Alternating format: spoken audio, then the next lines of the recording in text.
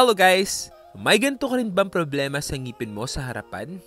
Yung kulang ka ng isang ngipin. At isa sa kinoconsider mo na treatment para sa case mo ay yung tinatawag natin na fixed bridge. Meron tayong tatlong uri ng fixed bridge. Meron tayong traditional na fixed bridge, meron tayong tinatawag na cantilever na fixed bridge, at meron tayong tinatawag na Maryland na fixed bridge. So ipapaliwanag natin sila isa-isa para mas maintindihan nyo. Unahin na natin yung ating traditional na fixed bridge. Sa tatlong nabanggit kanina, ito yung medyo mas matibay at medyo mas unconservative din. Bakit? Kasi kailangan nating mag-prepare o magpaliit ng ngipin na mas marami sa nawawalang ngipin. So ito yung tinatawag natin na tooth preparation. Normally, ito nakikita nyo sa mga video online na parang nagbumukhang shark teeth or shark tooth. So, papaliitin yung mga ngipin. Ganito ang magiging itsura ng ngipin ninyo after ma-prepare yung ngipin for tooth preparation. Then, lalagyan na siya ng tinatawag natin na fixed bridge. So, kung mapapansin ninyo, para itong may tulay sa gitna. Meron siyang dalawang abutment teeth. Itong nasa kaliwa at yung nasa may kanan. Kaya siya tinawag na bridge. Yung mga common na material na pwede natin pagpilian for fixed bridge ay PFM, porcelain fused to metal, PFT, porcelain fused to tylite, at PFZ, porcelain fused to zirconia.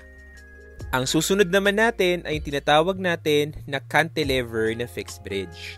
Sa ganitong klase ng fixed bridge, medyo mas conservative ito ng konti dahil isang ngipin lang po ang kailangan i-prepare compared with traditional. Sa tibay-tibay, okay pa rin naman natin i-consider si cantilever. Mas makakatipid kayo and normally, mas less yung ngipin nga na kailangan paliitin. So kung papansin ninyo, isang ngipin na lang yung susuporta sa ating fixed bridge. Pero paano yung doc? Magiging matibay pa rin ba yan? Yes, magiging matibay pa rin naman ito. Ganito ang itsura ng ating cantilever sa harapan.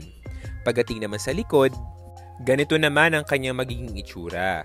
Meron itong rest na nakapatong doon sa katabing ngipin instead na prepare yung katabi. So, it's a case-to-case basis pa din. Last but definitely not the least ay yung ating Maryland na fixed bridge. Pagdating sa usapin ng fixed bridge, isa ito sa pinaka-conservative pero less na matibay. Usually, okay to sa mga patient na ayaw ng preparation or babawasan yung ngipin or yung gustong konting-konti lang. Meron pa rin po, depende sa contact ng mga ngipin. So, mas maganda na ma-assess ng dentista yung ngipin before ninyo i-consider itong treatment na to. Meron siyang dalawang wing or pakpak sa likod na ikakabit dun sa likod ng mga ngipin na susuporta dun sa pontic or yung bridge mismo.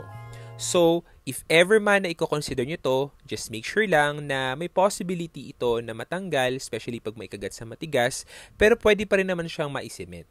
Okay po?